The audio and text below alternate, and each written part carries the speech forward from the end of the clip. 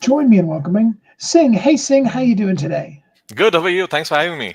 I'm doing really great, thank you. Today we are talking about the exciting launch for your new book, Ascendancy Awakened: The Surprising Way to Success by Leaders Unleashing Potential and Taking Command. Before we jump into talking about your book, tell us just a little bit about your background, where you come from, and how you show up in the world. Um, Grown up in, I grew in India in a very blessed company of a lot of spiritual people. My parents, a lot of influence of music in my life growing up, and then as fast-paced environment got into corporate life, stayed there for about 25 years. Um, and coming out of that, I made a goal to put things together and give it back of what I have gathered. And as part of that, for 2025, my goal, personal goal, is to get a minute of mindful practice to 250,000 individuals that I can influence. Um, the concept of helping is not new. It's just I have revamped something that I was doing professionally in a manager role or in a role of a leader, whether it was a chief technology officer, senior vice president, manager, whatever it was. I have been doing it, but I never documented that it was a. And when I started doing the documentation, it turned out to be a framework that actually makes difference. And I had to work through for about 2 years with I don't know 45 some odd companies across the globe to get feedback on these processes that we have published in the book now. So I'm very excited that I'm able to get this out to the masses.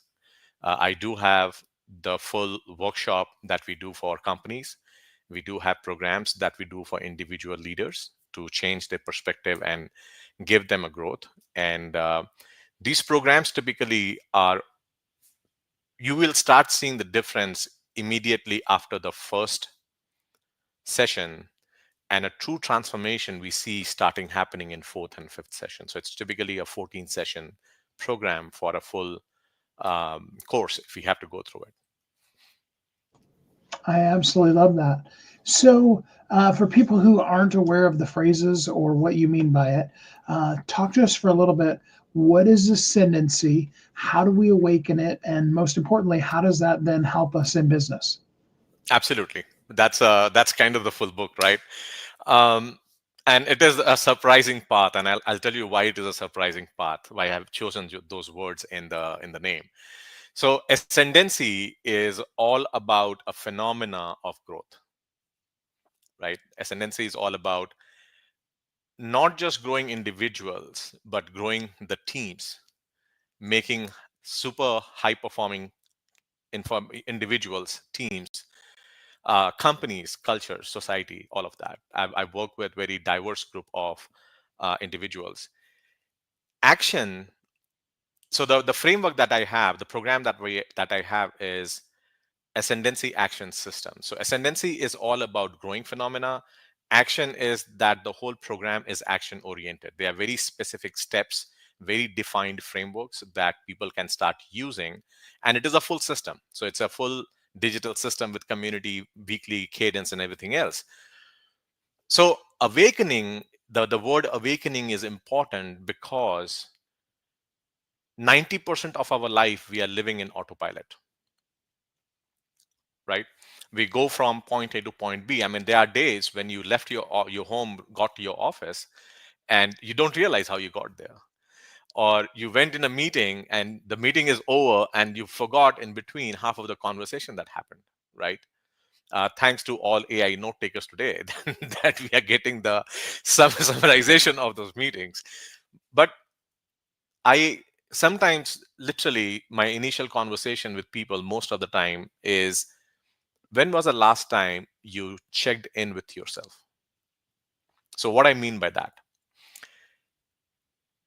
if you're going in a meeting, what is the outcome of that meeting? Who else could be doing that work if you were not available that day? and what else you could be doing if you're not in that meeting, right? This simple check-in process helps people to get in the presence, get in the moment, right? And that's the awakening.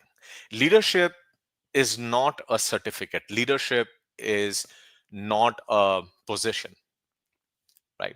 Leadership is your every minute behavior with yourself and with others, right? That is to lead. And the big piece of checking in with yourself is, if you check in with yourself, you are present for people, right? And it is surprising because we live it every day. We leave out 80% of our life, 90% of our life, because we are on autopilot, right? And the simplest way of coming out of that is just take a stop, pause for 30 seconds, take 4 deep breath, check in with yourself, whatever activity you're doing. And this is an exercise I give out to a lot of leaders in the very first session, right? I tell them, next time you pick up a digital device to scroll or social media, ask those 3 questions. What I'm going to get out of this right now? And if I was not doing this, what else I could be doing? So that's where Ascendancy Awaken. And it is a surprising path because it is already there in us. We just have to get in tune with ourselves. I absolutely love that. So, talk to us a little bit about some of the experiences that folks that you've worked with your framework have had when they become awakened to first themselves to then bring it out to their teams. Definitely. Very excited with a lot of growth that I'm seeing with the folks around. One of my early adopters of the framework, he has given me a lot of feedback. Sue, a great friend of mine, and also a mentee for some time. Um, the initial conversation with him and going through a quick intake questionnaire, the intake questionnaire just evaluates where you are from a stress management standpoint. And why that is critical is when you are on autopilot and you're not intentionally looking at things around you that is disturbing you, what you will come to find out is you never noticed the underlying root cause of why you are in stress. So, what is stress, right? Stress is nothing but a outlet from our body of things that we are not wired to do, right? So the stress is because you are not getting what you want, you are not getting something in a time that you want, or you are just not confident that you can take a path forward. It's always kind of breaks into these 3 categories. If you unpack that, what you want is just a desire. The question becomes, have you done reflection of what you want? Do you have the steps to get to what you want, right? Having that mindset of being able to go back and reflect on and say, okay, I want to become an author. Do I have the time to sit down and write the book? Do I have a means to get that book in a way that people can accept it, right? Second bucket I told about, things that we don't get in a particular time that we presume. Well, time is man-made. There's nothing called time in the universe, right? It's linear. People talk about past and present all the time, right? Most of the people, I mean, almost every conversation I have is, oh, that was my past and that is my future. Can you go back to your past? No. We don't have a time machine that can take you. Maybe there is one. I have never seen one. Maybe there's a time machine that can take you in past and future. But realistically, the past and future is also man-made.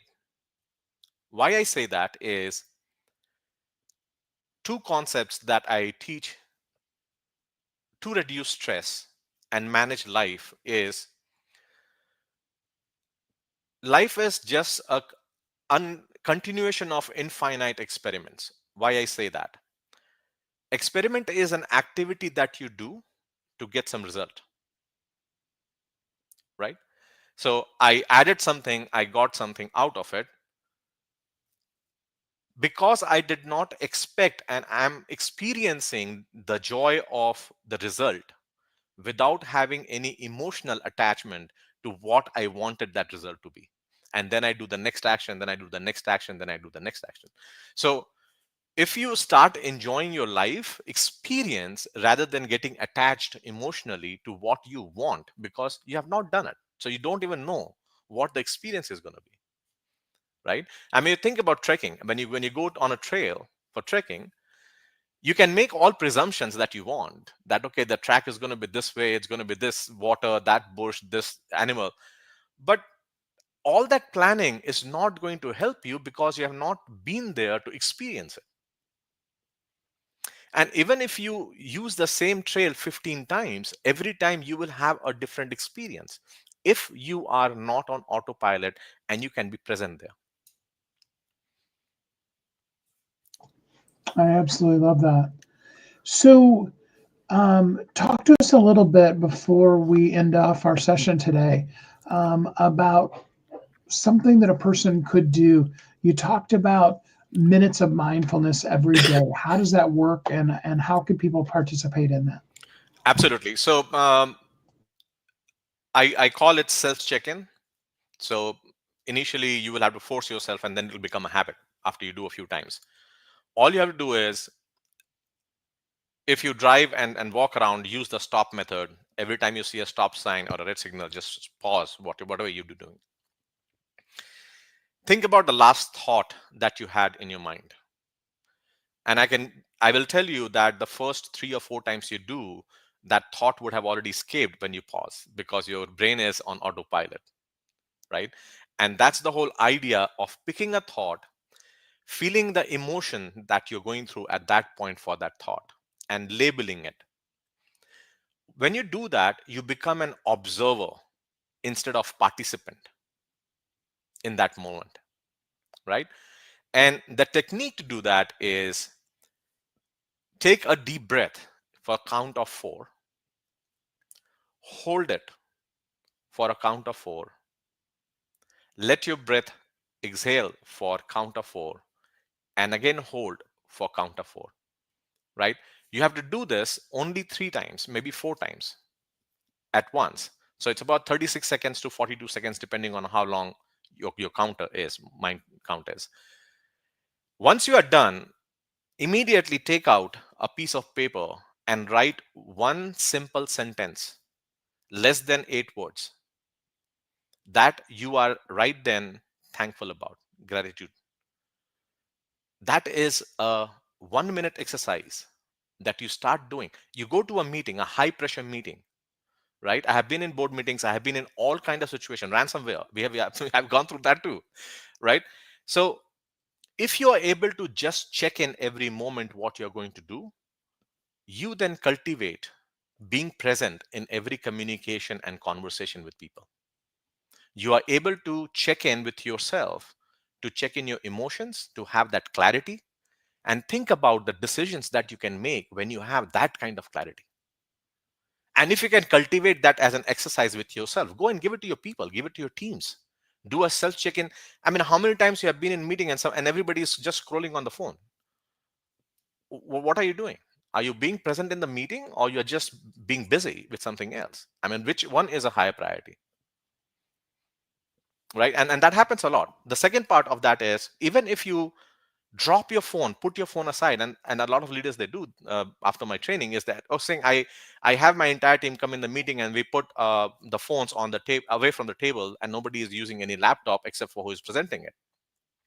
My next question was, Omar, so tell me, um, were you really present for that 25 minutes, or at some point you were actually planning for the next meeting because you had a right urgent call?